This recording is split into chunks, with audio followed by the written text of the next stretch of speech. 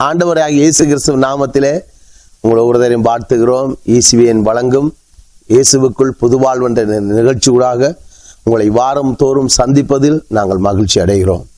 அநேக தேவனுடைய பிள்ளைகள் நீங்கள் இந்த செய்தியின் ஊடாக நீங்கள் ஆசீர்வதிக்கப்பட்டிருங்கள். இந்த 15 ஆண்டுகளாக இந்த இயேசுவினை கர்த்தர் நடத்தி கொண்டு வருகிறார். ஆமென். அநேக தேவனுடைய மனிதர்கள் இந்த ஸ்தாபனத்திலே வந்து தேவனுடைய செய்தியை கொடுக்க கர்த்தர் இதை ஒரு கருவியாய் எடுத்து இந்த கடைசி நாட்களை பயன்படுத்துறதை கொடுத்து நாங்கள் கர்த்தருக்குள்ளே சந்தோஷப்படுகிறோம். ஆமென். பிளதவியா தமிழ் பப்பிச்சை ஊடாகவும் உங்களை நாங்கள் வாழ்த்துகிறோம். தேவன் நல்லவர்.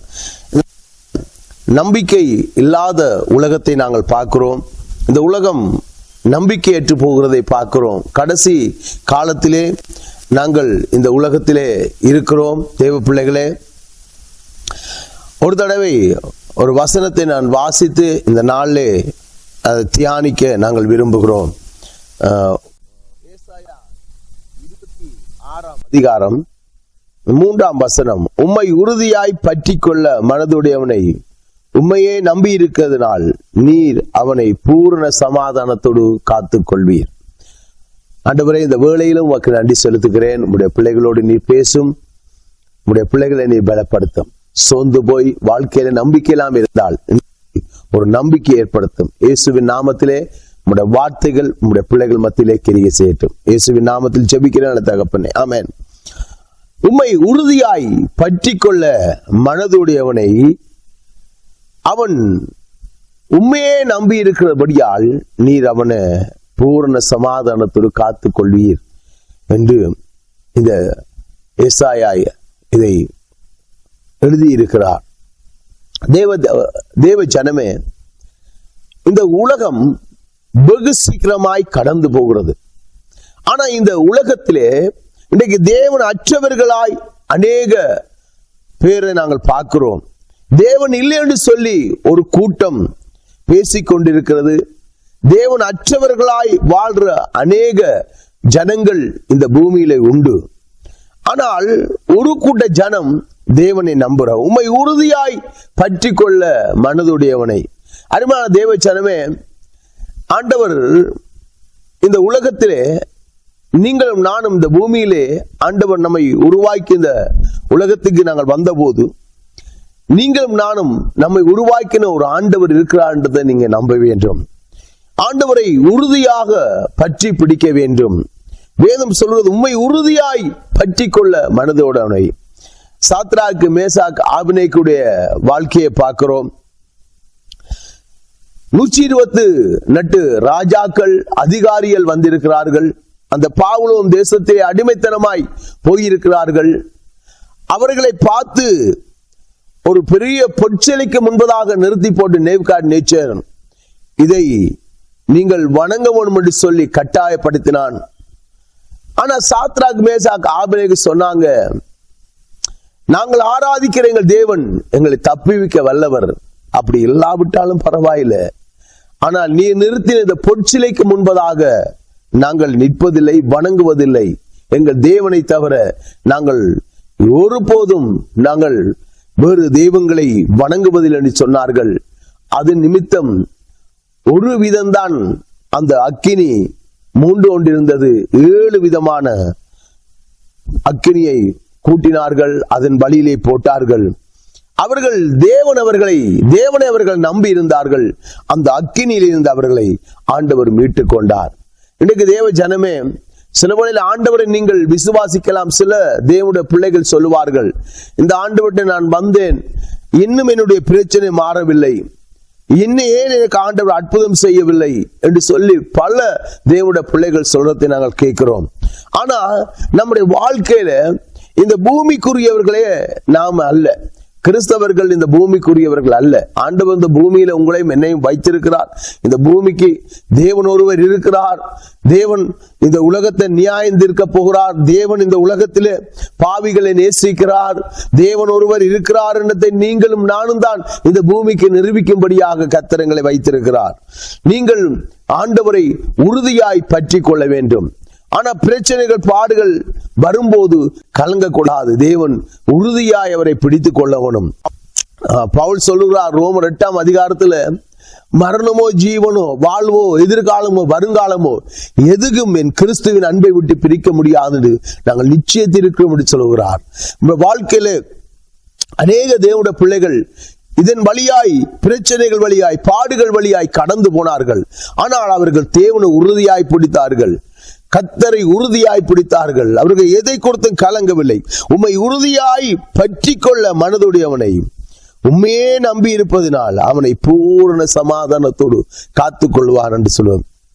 ஆண்டவர் நம்முடைய வாழ்க்கையில அவரை நம்பும் போது நிச்சயமாகவே நமக்கு அவர் சமாதானத்தை தருகிற தேவனாயிருக்கிறார்.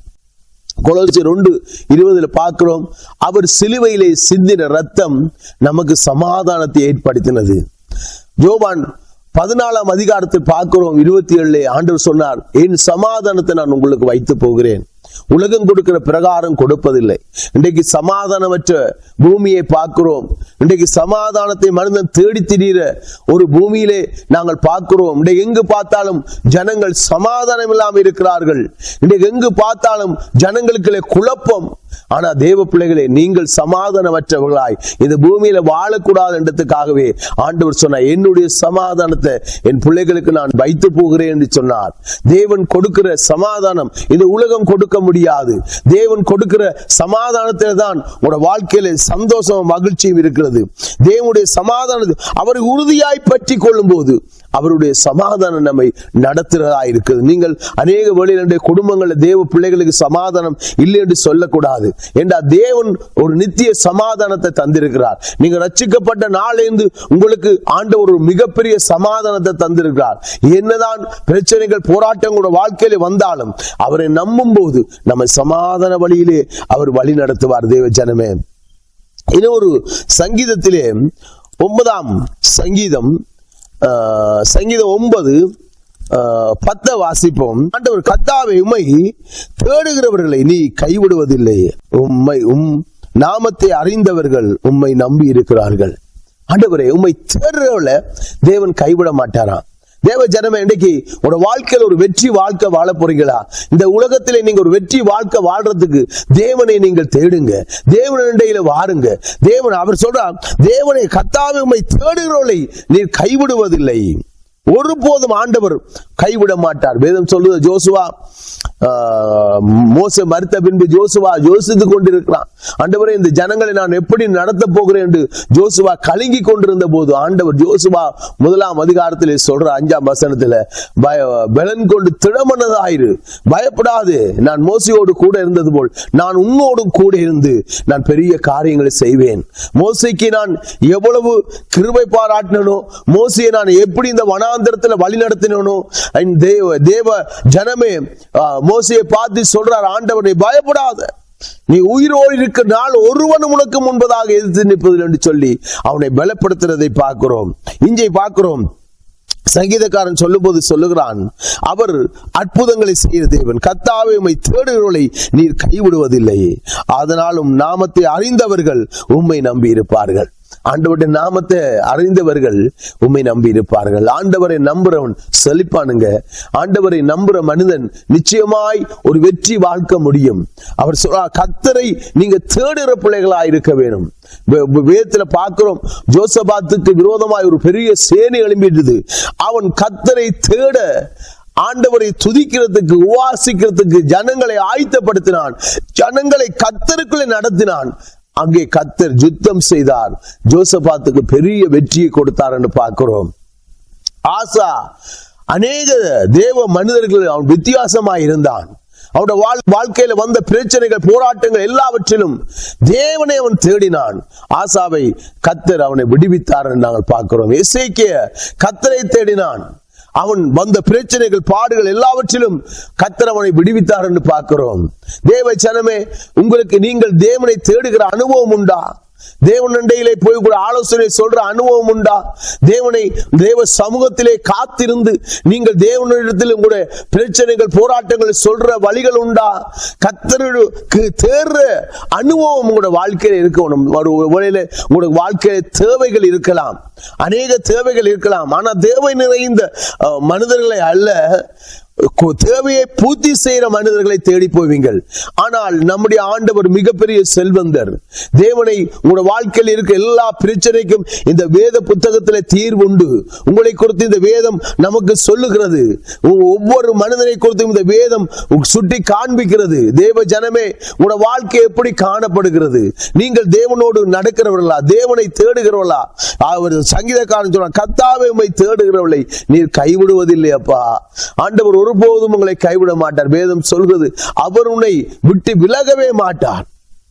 அவர் கைவிடாதபடி உன்னை சுமந்து சென்று வழிநடத்த அவர் போதுமான ஆண்டவராயிருக்கிறார்.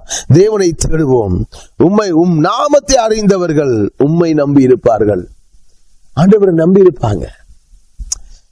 ஆபிரகாம் ஆதியாகமம் 7ஆம் அதிகாரம் 5ஆம் வசனத்தை நீங்கள் வாசித்து பாருங்கள். ஆபிரகாம் அந்த வனாந்தரத்தில் படுத்திருக்கிறான்.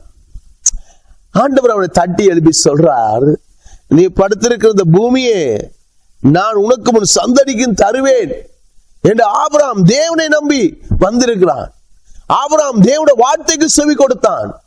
ஆபிரகாம் தன் வாழ்நாள் முழுவதும் தேவன் என்ன சொன்னாரோ அதை செய்கிறவனாய் இருக்கிறான். லோத்து சோதோமை நோக்கி போய்விட்டான். ஆபிரகாம் வனாந்திரத்தில் இருக்கான். ஆபிரகாம் வனாந்திரத்தில் இருந்தாலும் தேவன் ஆபிரகாமோடு இருக்கிறார்.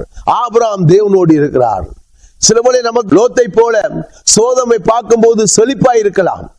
ஆனா தேவனை நம்புற மனிதன் சில வனாந்திர வாழ்க்கையா இருக்கலாம். ஆனால் உங்களுக்கு தான் நிச்சயம் வெற்றி உண்டு. உங்களுக்கு தான் தேவன் அற்புதம் செய்வார். ஆண்டவர் அந்த வனாந்தரத்துல படுத்திருந்த ஆபிரகாமை பார்த்து சொல்றார், சேவான் மரிக்கும் போது இஸ்ரவேல் ஜனங்களுக்கு சொல்றான், நீங்க நிக்கிற இதே பூமியில இதே இடத்துல ஆபிரகாம் வனாந்திரமாய் இருந்தான்.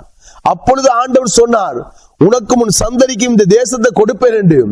ஒரு அடி நிலம் இல்லாம இருந்த போதிலும் அதை நம்பினான். கர்த்தரை தேடினான். கர்த்தர் அவனை வாய்க்கப்பட உண்மையே நம்பி இருக்கிறபடியால் அவர்கள் வெட்கப்பட்டு போவதில்லை. ஜனமே, நீங்கள் மற்றவர்களுக்கு முன்பதாக நீங்க வெட்கப்பட்டு போயிருக்கிறீங்களா? மனிதனோட வார்த்தையை கேட்டு கேட்டு ஒரு கசப்பான அனுபவத்தில் போறீங்களா? ஆனா ஆபிரகாம் கர்த்தரை தேடினாங்க. உம்முடைய நாமத்தை அறிந்தவர்கள் உம்மை நம்பி இருப்பார்கள். ஆண்டவருடைய நாமம் அறிந்து கொள்ளுங்க. ஆண்டவர் இந்த உலகத்துக்கு வந்த போது அவர் சமாதான காரணனாயிருந்தார். அவர் ஆலோசனை கர்த்தராயிருந்தார். அவர் இம்மானுவேலராயிருந்தார். தேவன் சமாதான பிரபு. அவர் சமாதானத்தை கூறும்படியாய் வந்தார். தேவ ஜனமே, உங்களை ஆண்டவருடைய நாமத்தை அறிஞ்சு கொள்ளுங்க. அவர் இயேசு என்ற நாமம் நம்மை ரட்சித்தது. இயேசு என்ற நாமம் நமக்கு விடுதலை தந்தது. இயேசுடைய ரத்தம் நம்மை பாவத்தில் இருந்து விடுதலை ஆக்கினது. இயேசு கிறிஸ்துவின் ரத்தம் இல்லாமல் பாவ மன்னிப்பில்லை என்று சொல்லப்படுகிறது. அவர் நம்மை பாவத்திலும் அக்கிரமத்திலும் மரித்து போய் கிடந்த நம்மை உயிர்ப்பித்தார் என்று எபேசியர்ல பார்க்கிறோம். அருமையான தேவ ஜனமே, ஆண்டவரை நீங்க நம்புங்க. நிச்சயமாய் கர்த்தர் உங்களை பெரிய காரியத்தை அவர் செய்ய அவர் வல்லவராய் இருக்கிறார். ஆண்டவரால கூடாத காரியம் ஒன்றும் இல்லை. அவர் உங்களை கொண்டு தேவன் பெரிய காரியங்களை செய்ய அவர் போதுமானவராய் இருக்கிறார். நீங்கள் ஆண்டவரை தேடுற பிள்ளைகளாக இருக்கணும். மூன்றாவது ஒரு காரியத்தை பார்ப்போம். எரேமியா 17ஆம் அதிகாரம் 7ஆம் வசனம். கர்த்தர் மேல் நம்பிக்கை வைத்து கர்த்தரை தன் நம்பிக்கையாக கொண்டிருக்கிற மனுஷன் பாக்கியவான். கர்த்தரையே நம்பிக்கையாய், கர்த்தர் மேல நம்பிக்கை வைத்து கர்த்தரே நம்பிக்கை வைத்திருக்க மனுஷன் பாக்கியவானா? நீங்கள் யார் மேல நம்பிக்கை வைத்திருக்கீங்க? மனிதன் மேல நம்பிக்கை வைத்து இன்றைக்கு அநேக தேவ பிள்ளைகள் தோத்து போய் விட்டார்கள். மனிதன் மேல எனக்கு அவர் உதவி செய்வார், இவர் உதவி செய்வார் என்று சொல்லி தங்களோட வாழ்க்கையில ஒரு பெரிய தரிசனத்தோடு இருந்தவர்கள் இன்றைக்கு தரிசனத்தை இழந்து விட்டார்கள். இன்றைக்கு மனிதனை நம்பி நம்பி நம்பி இன்றைக்கு தேவனுடைய பிள்ளைகள் சோர்ந்து போய் விட்டீங்க. ஆனா எரேமியா சொல்றார், கர்த்தர் மேல் நம்பிக்கையா இருந்து கர்த்தரையே தன் நம்பிக்கையாய் கொண்டிருக்கிற மனுஷன் பாக்கியவான். பாக்கியவான் யாருங்க? பாக்கியவான் ஆண்டவரை நம்ப வேணும். தாவீதுக்கு வந்த பிரச்சனைகள், போராட்டங்கள் எல்லாவற்றிலும் தாவீது கர்த்தரையே நம்பி இருந்தான். அவர் என்னை விடுவிப்பார், அவர் என்னை பாதுகாத்துக் கொள்வார். அவன் 20 வருஷம் வனாந்தரத்திலே வாழ்ந்தான். வனாந்தர வாழ்க்கை. அவன் ஒருவேளை அவன் யூதா வனாந்தரத்தில் அவன் போய் இருந்த போது, அவனோட வாழ்க்கையில ஒரு நம்பிக்கை இல்லாத போது அவன் சொல்றான், கர்த்தர் என் மேய்ப்பரா இருக்கிறார், நான் தாழ்ச்சி அடையேன் என்று அவன் கர்த்தரை நம்புறான். அவன் சொல்றான், சத்துருக்கு முன்பதாக எனக்கு ஒரு பந்தி ஆயத்தப்படுத்தி என் தலையை அபிஷேகம் பண்ணுகிறார், என் பாத்திரம் நிரம்பி வழிகிறது. பிரச்சனைகள் பாடுகள் இருக்கிற இடத்துல தான் தேவனுடைய பிரசன்னம் உங்களை தாண்டு கொள்ளும். தாவீது சொல்றான், சத்துரு இருந்தா தான் ஐயா அபிஷேகம் உண்டு, சத்துரு இருந்தா தான் உயர்வு உண்டு, சத்துரு இருந்தா தான் மகிமையான காரியத்தை கர்த்தர் செய்வார். தாவீதுக்கு அநேக சத்துருக்கள் இருந்தார்கள். 2 சாமுவேல் 7ஆம் அதிகாரத்தில் சொல்லப்படுகிறது, தாவீதை கர்த்தர் எல்லா சத்துருவின் கையிலிருந்து விடுவித்தார் என்று. அப்போ அநேக சத்துருக்கள் இருந்தார்கள். ஆனால் தேவனை நம்பின அந்த தேவ மனுஷனை அந்த ஒட்டுமொத்தமான இந்த 12 கோத்திரத்துக்கு ராஜாவாய் கொண்டு ஒரு நாள் நிறுத்தினார். அவனை அபிஷேகம் பண்ணினார். தேவன் தாவீதை உயர்த்தினார் என்று பார்க்கிறோம். தாவீது சொல்லுகிறான், அவர் சத்துருடைய கையில் இருந்து கர்த்தர் தாவீதை விடுவித்தார் என்று பார்க்கிறோம். அவரை நம்பினான், கர்த்தரை நம்பினான், கர்த்தர் மேல் நம்பிக்கையா இருந்தான். கர்த்தரையே தன் வாழ்க்கையில சொந்த என்னுடைய தேவன் என்று நம்பினான். அவர் சொன்ன வாக்கு தங்கங்களை நம்பினான். அவரை எப்பொழுதுமே தாவீது தன் வாழ்க்கையில கர்த்தரை பிடித்து கொண்டான். அவனோட வாழ்க்கையில நீங்க சங்கீத புத்தகத்தை வாய்ச்சி பாருங்க. அவன் தன் சங்கீத 42ஆம் சங்கீதத்திலே 43ஆம் சங்கீதத்தை நீங்க வாய்ச்சி பார்த்தீங்கடா, அவன் தன்னுடைய ஆத்மாவோடு உடன்படிக்கை செய்கிறான். என் ஆத்மாவே நீ எனக்குள் கலங்குகிறாய், ஏன் எனக்குள் தேங்குகிறாய், கர்த்தரை நோக்கி காத்திரு, அவர் உனக்கு உன் ஆத்மாவுக்கு ரட்சிப்பை தருவார் என்று சொல்லி அவனுடைய பிரச்சனைகள் பாடுகளோடு அவன் சொல்லுகிறான். அல்லேலூயா. கர்த்தரை நம்பு, ஆண்டவர் நம்புங்க, அவர் உங்களோட காரியங்களை வாய்க்க பண்ணுவார். கர்த்தர் உங்களோடு கூட இருக்கிற தேவ ஜனமே, நீங்க பயப்பட வேண்டிய அவசியம் இல்லை. கர்த்தரையே சொந்த தெய்வமாய் ஏற்றுக்கொள்ளுங்க. இயேசு இல்லாமல் இந்த உலகத்துக்கு மீட்பு இல்லைங்க. இயேசு இல்லாமல் உங்களுக்கு ரட்சிப்பு இல்லை. இயேசு கிறிஸ்துவ உங்களோட வாழ்க்கையில நீங்க ஏற்றுக்கொண்டீங்களா இருந்தால், நிச்சயமாய் அவரை நம்புவீங்களா இருந்தால், கர்த்தர் நிச்சயமாய் நீங்கள் உங்களை பார்த்து சொல்றார், பாக்கியவதி, நீங்க பாக்கியவான். யாருங்க பாக்கியவதி? பாக்கியவான் கர்த்தரை நம்புற மனுஷன் தானுங்க. இயேசுவை நம்புற மனுஷன் தானுங்க. இயேசுதான் தெய்வம் நம்புற மனுஷன் தான். இயேசுவை தவிர இந்த பூமியில வேறு தேவன் இல்லைங்க. இயேசு ஒருவரே தேவன். அவர் ஒருவரே இந்த வானத்தையும் பூமியை உண்டாக்கினார். நீங்க நம்புங்க. அவர்தான் இந்த மனித குலத்துக்காக பலியானார் சிலுவையிலே. அவர்தான் பாவம் மன்னிப்புக்கான பரிகாரியாயிருக்கிறார். இயேசுவை நீங்க நம்புங்க. இயேசு நிச்சயமாய் உங்களோட வாழ்க்கையில பெரிய காரியங்களை அவர் செய்ய வல்லவராயிருக்கிறார். தேவ ஜனமே, கர்த்தர் மேல நீங்க நம்பிக்கை வைத்துக் கொள்ளுங்க. அவர் பெரிய காரியங்கள் உங்களோட வாழ்க்கையில அவர் செய்ய வல்லவராயிருக்கிறார். நாங்கள் பார்க்கிறோம் ரோமர் 12ஆம் அதிகாரம் 12ஆம் வசனத்தில், நம்பிக்கையில நீங்கள் சந்தோஷமா இருங்க, தேவன் மேல நம்பிக்கை வையுங்க, நீங்கள் ஆண்டவரை நம்புங்க. ஆண்டவர் உங்களுக்கு வாழ்க்கையில உங்கள் பிள்ளைகளை கொண்டு ஒரு உன்னதமான காரியத்தை செய்வார். உங்களோட வாழ்க்கையில ஒரு பெரிய அற்புதத்தை செய்வார். அவர் வழி நடத்துவார் என்று அவரை நம்புங்க. நம்பிக்கையில நீங்க சந்தோஷமா இருங்க. நீங்க நம்பி இருக்கிற இந்த நம்பிக்கை உங்களை வெட்கப்படுத்தாதுங்க. ஆண்டவர் சொல்றார், நம்பிக்கையில் நீங்க சந்தோஷமா இருக்க. ஜோபு சொல்லுகிறான், ஜோபு 13ஆம் அதிகாரத்துல 15ஆம் வசனம் சொல்லுகிறது, என்னை அவர் கொன்று போட்டாலும் நான் அவர் மேல் நம்பிக்கையா இருப்பேன். ஆண்டவர் என்னை கொன்று போட்டாலும் நான் என் தேவன் மேல என்ன எப்படி இருப்பேன்? நம்பிக்கையா இருப்பேன். அவனோட 10 பிள்ளைகள் மரித்துட்டாங்க, அவனோட சொத்து போயிட்டுது, ஆனா அவனோட வாழ்க்கையில விடுதலை இல்லை. ஆனா அவன் சொல்லுகிறான், நான் என்னை ஆண்டவர் கொன்று போட்டாலும் என் தேவன் மேல நான் நம்பிக்கையா இருப்பேன், என் தேவனுக்கு நான் நம்பிக்கையா இருப்பேன், நம்பிக்கை பாத்திரமா இருப்பேன். அவள் மனைவி சோர்ந்து போய்விட்டாள். ஒருவேளை மனைவிக்கு டிப்ரெஷன் ஆகிவிடலாம். அவள் வந்து சொல்லுகிறாள், தேவனை தூசித்து உன் ஜீவனை விடாண்டு சொன்ன போது அவன் சொல்றான், நீ பைத்தியக்காரி மாதிரி பேசுகிறாய் என்று சொல்லி அவன் சொல்லுகிறான், தேவனிடத்தில் நாங்கள் நன்மையை பெற்றோம், ஆனால் அவர் இடத்தில் தீங்கு நமக்கு வரும்போது ஏன் அதை நாங்கள் சொல்ல நன்மையாய் மாற்ற வல்லமுள்ள ஆண்டவரை ஏன் பின்பற்றக்கூடாது என்று சொல்லி அவளை பேசுகிறதை பார்க்கிறோம். யோபு சொல்றான், தேவனுடைய கரத்துல நன்மையை பெற்றோம், நம்முடைய வாழ்க்கையிலையும் ஆண்டவர் நமக்கு நன்மையை செய்ய அவர் போதுமானவராய் இருக்கிறார். யோபு எல்லாவற்றிலும் கர்த்தரை நம்பினான். யோபு சொல்லுகிறான், நான் போற வழி எனக்கு தெரியும், நான் சோதித்து அறிந்த பின்பு நான் பொன்னாக விளங்குவேன் என்று சொன்னான். கர்த்தர் யோபுடைய நண்பர்கள் வந்து சொல்றாங்க, ஒருவேளை நீர் பாவம் செய்திருக்கலாம் சொன்ன போது அவன் சொல்றான், நீங்க எனக்கு சாட்சி கொடுக்க தேவையில்லையா, என் சாட்சி பரலோகத்தில் இருக்கிறது, எனக்கு சாட்சி கொடுக்கிற அங்கே இருக்கிறார். ஆமென். இந்த உலகத்திலே மனிதர்கள் அநேக வேளையில சாட்சி சொல்லுவாங்க. சாட்சி சொன்னவர்கள் இந்த பூமியில அநேகர் இல்லை. இன்றைக்கு ஒரு காலம் வைராக்கியமாய் ஆண்டவருக்கு சாட்சி சொன்னவர்கள் இன்றைக்கு குடியும் குடித்தனமாய் இருக்கிறாங்க. இன்றைக்கு தேவன் இல்லாம வாழ்றார்கள்.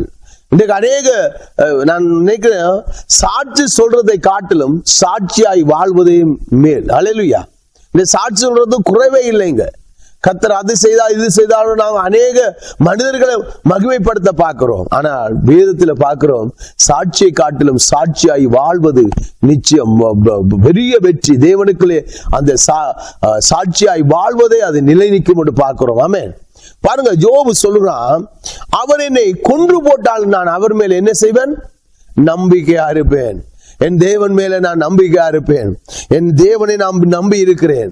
நான் வெட்கப்பட்டு போவதில்லை. நான் ஒரு காலமும் என் தேவன் என்னை வெட்கப்பட விட மாட்டார். யோவேல் 2:28 சொல்றார், என் ஜனங்கள் ஒருபோதும் வெட்கப்பட்டு போவதில்லை என்று சொன்னவர்.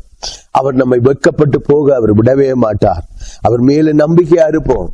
நாங்கள் முதலாவது பார்த்தோம், உம்மை உறுதியாய் பற்றி கொள்ள மனதுடையவனை உண்மையே நம்பி இருக்கிறதுனால் அவனை பூரண சமாதானத்தோடு இந்த நாளில் எங்க பூரண சமாதானமாய் வைத்திருப்பார். அடுத்தது பார்த்தோம், கர்த்தாவே உம்மை நம்புறவர்கள், உம்மை தேடுறவர்களை நீர் கைவிடுவதில்லை. ஆண்டவரை தேடும் போது நான் அவர் கைவிடாதபடி நடத்துவார். ஆமென். பிரச்சனைகள், பாடுகள், போராட்டங்கள் எல்லாம் வரும்போது தேவனை தேடுவோம். தேவன் நம்மை வழி நடத்துவார். நம்முடைய ஆபத்து, இந்த பூமியில வாழ்ற வாழ்க்கை ஒவ்வொரு நாளும் தேவன் மேல நம்பும் போது தானுங்க ஆண்டவன் நம்மை வழி நடத்துகிறவராயிருக்கிறார். தேவ பிள்ளைகளே, தேவனை தேடுகிற அனுபவத்துக்களே நீங்கள் நானும் போக வேண்டும். தேவனை தேடினால் அவர் நமக்கு அற்புதம் செய்வார். மூன்றாவது பார்த்தோம், கர்த்தர் மேல் நம்பிக்கையாய் வைத்து கர்த்தரே நம்பிக்கையாய் கொண்ட மனுஷன் பாக்கியவான். கர்த்தரை தானங்க நம்பணும். வேறு தேவன் இல்லைங்க. வேறொரு தேவன் இல்லை. வேறு ஒரு தேவன் இல்லைங்க. நம்முடைய ஆண்டவராகிய இயேசுவை தவிர இந்த பூமியில வேறு தேவன் இல்லை. அவரே நம்புங்க. 10ல் 1 தெய்வம் என்று இயேசு என்று சொல்லாதீங்க. எல்லா தேவர்களை காட்டிலும் நம்முடைய தெய்வம் பெரியவருங்க. அவர் நம்மை ஓங்கிய தன்னுடைய கரங்களால் நம்மை மீட்டு கொண்டவர். மனுகுலத்தை அவர் நேசிக்கிறவர். மனிதனை தேடி வந்தார். இயேசுதான் தெய்வம். இயேசுவை நீங்க நம்புங்க. அடுத்த நம்பிக்கையிலே சந்தோஷமாயிருங்க. ரோமர் 12:12 நம்பிக்கையிலே சந்தோஷமாயிருங்க. கர்த்தர் உங்களுக்கு செய்ய போற காரியம், கர்த்தர் செய்து கொண்டிருக்கிற காரியம், கர்த்தர் சொன்னதை செய்து முடிக்க மட்டும் அவர் உங்களை கைவிட்டு விலகவே மாட்டார். அவர் சொன்ன வாக்குத்தத்தங்களை நினைத்து பாருங்கள். அவர் மேல நீங்க நம்பிக்கையா இருங்க. நம்பிக்கையா இருங்க. நம்பிக்கையா இருங்க. நம்பிக்கையில் சந்தோஷமா இருங்க. ஆண்டவர் சொன்ன வாக்கு தகங்களை பார்த்து சொல்லுங்க, ஆண்டவரே இந்த வார்த்தைகள் என் வாழ்க்கையில நிறைவேறும், பிள்ளைகளோட வாழ்க்கையில நிறைவேறும், என் வாழ்க்கையில நான் என் கண்கள் காணும். அவன் சொல்றான், அவர் என் மீட்பர் உயிரோடு இருக்கிறார். அவர் இந்த பூமியில வந்து நிற்பது அந்நிய கண்கள் அல்ல, இந்த அழுகின சரீரத்தில் இருந்து என்னுடைய கண்களாலேயே நான் பார்ப்பேன். அவ்வளவு நம்பிக்கை வைத்திருக்கான் ஆண்டவர் மேல. அவனோட வாழ்க்கையில எல்லாம் போயிட்டுது, ஆனா அவன் தேவன் மட்டும் போகலைங்க. யோபுவோடு இருந்தார். ஒரு நாள் லோத்து ஆபிரகாமை விட்டு போன போது ஆபிரகாம் கலங்குகிறான். ஆண்டவர் ஆபிரகாம் சொல்றார், ஆபிரகாமே நான் உனக்கு பலனாயிருப்பேன், கேடகமாயிருப்பேன், உனக்கு மகா பலனாயிருப்பேன், நீ பயப்படாத, இந்த பூமியை நான் உனக்கு தருவேன், சோர்ந்து போகாது என்று சொல்லி ஆபிரகாமை பலப்படுத்தினார். விசுவாசத்தில் ஆபிரகாம் சோர்ந்து போகவில்லை என்று நாங்கள் பார்க்கிறோம். தேவ ஜனமே, இந்த நாளும் யோபு போல ஆண்டவரை நம்புங்க. கர்த்தருக்காக உங்களோட வாழ்க்கையை அர்ப்பணியுங்க. எந்த சூழ்நிலையில் நீங்க இருக்கிறீங்க, கர்த்தர் இந்த சூழ்நிலை உங்களோட வாழ்க்கையில மாற்ற விரும்புகிறார், உங்களை மாற்ற விரும்புகிறார், உங்களுக்கு அற்புதம் செய்ய விரும்புகிறார். இயேசுவே என்று கூப்பிடுங்க. இருந்த இடத்துல இருந்து என்னோடு சேர்ந்து ஒரு நிமிடம் ஆண்டவரை நோக்கி பார்ப்போமா? நீங்கள் எந்த சோர்வு அற்று நிற்கிறீங்களா? சோர்ந்து போய் இருக்கிறீங்களா? வாழ்க்கையில ஆண்டவரே நம்பிக்கையற்றி இந்த யோபை போல இருக்கிறீங்களா? நீங்க பயப்படாதீங்க. என்னோடு சேர்ந்து ஒரு தடவை ஆண்டவரே என்ன மன்னிங்க. ஆண்டவரே நான் உம்மை நம்பி இருக்கிறேனப்பா, உண்மையே நான் பிடித்துக் கொள்வேன் ஆண்டவர் என்று சொல்லுங்க. கர்த்தாவே நான் உம்மை நம்பி வந்திருக்கிறேன் ஆண்டவரே, உம்மை நம்பி நான் என் வாழ்க்கையை அர்ப்பணித்து இருக்கிறேன் ஆண்டவரே. என் வாழ்வில் ஆண்டவர் உம்மை நம்பி ஒரு பிசினஸ் தொடங்கி இருக்கிறேனப்பா. உம்மை நம்பி கர்த்தாவே இந்த காரியத்தை நான் படிக்கிறதுக்கு ஒப்பு கொடுத்திருக்கிறேனப்பா. உம்மை நம்பியே இந்த வேலை வந்திருக்கிற ஆண்டவரே, என்னை வெட்கப்பட விடாதபடி எனக்கு உதவி செய்யுங்க கொண்டு நீங்கள் கேட்டால் ஆண்டவர் இன்றைக்கும் உங்களுக்கு அற்புதம் செய்ய அவர் போதுமானவராய் இருக்கிறார். கர்த்தரை நீங்க உறுதியாய் பற்றி கொள்ளுங்க. ஆண்டவர் மேல நம்பிக்கையா இருங்க. கர்த்தர் உங்களை காரியங்களை வாய்க்க பண்ணுவார். அவர் வாய்க்க பண்ணி அவர் உங்களை உன்னதமான இடத்துல வைத்திருக்க அவர் போதுமான ஆண்டவராய் இருக்கிறார். தேவனை நம்பினவர்கள் இந்த உலகத்திலே ஒருவரை கூட ஆண்டவர் கைவிட்டதில்லைங்க. கர்த்தர் நம்புங்க. கர்த்தர் பெரிய காரியங்களை உங்களோட வாழ்க்கையிலே செய்வார்.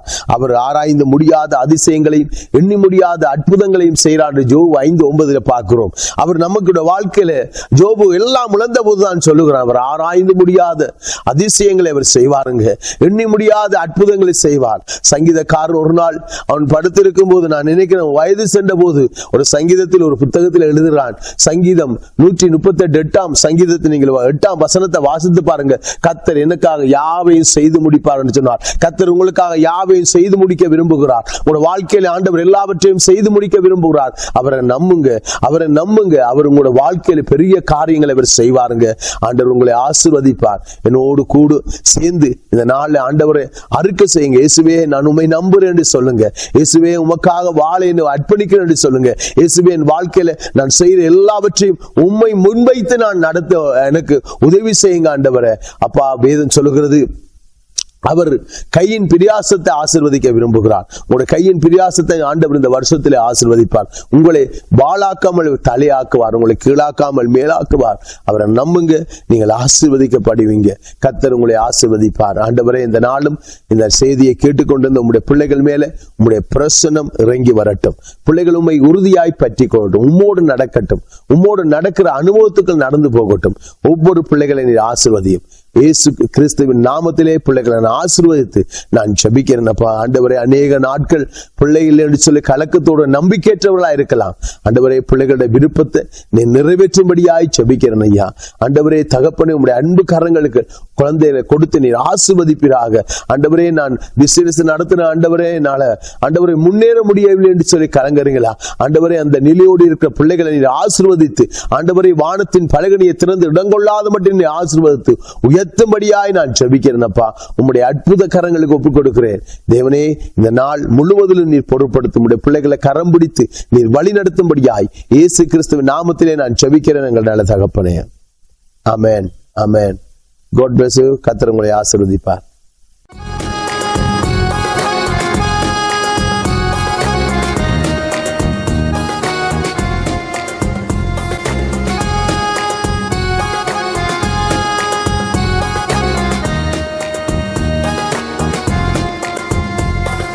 அசட்டை பண்ணாதே, அவித்து விடாதே, ஆவியானவர் உனக்குள்ளே. அசட்டை பண்ணாதே, அவித்து விடாதே, ஆவியானவர் உனக்குள்ளே. அனல் மூட்டு எரிய விடு, கர்த்தர் மகிமை உன்மேல் உதித்தது. அனல் மூட்டு எரிய விடு, கர்த்தர் மகிமை உன்மேல் உதித்தது. காரிருள் மத்தியில் நித்திய வெளிச்சம் நீ. காரிருள் மத்தியில் நித்திய வெளிச்சம் நீ. எழுந்து ஒளி வீசு, நித்திய வெளிச்சம் நீ. எழுந்து ஒளி வீசு, நித்திய வெளிச்சம் நீ. அசட்டை பண்ணாதே, அவித்து விடாதே, ஆவியானவர் உனக்குள்ளே. அசட்டை பண்ணாதே, அவித்து விடாதே, ஆவியானவர் உனக்குள்ளே.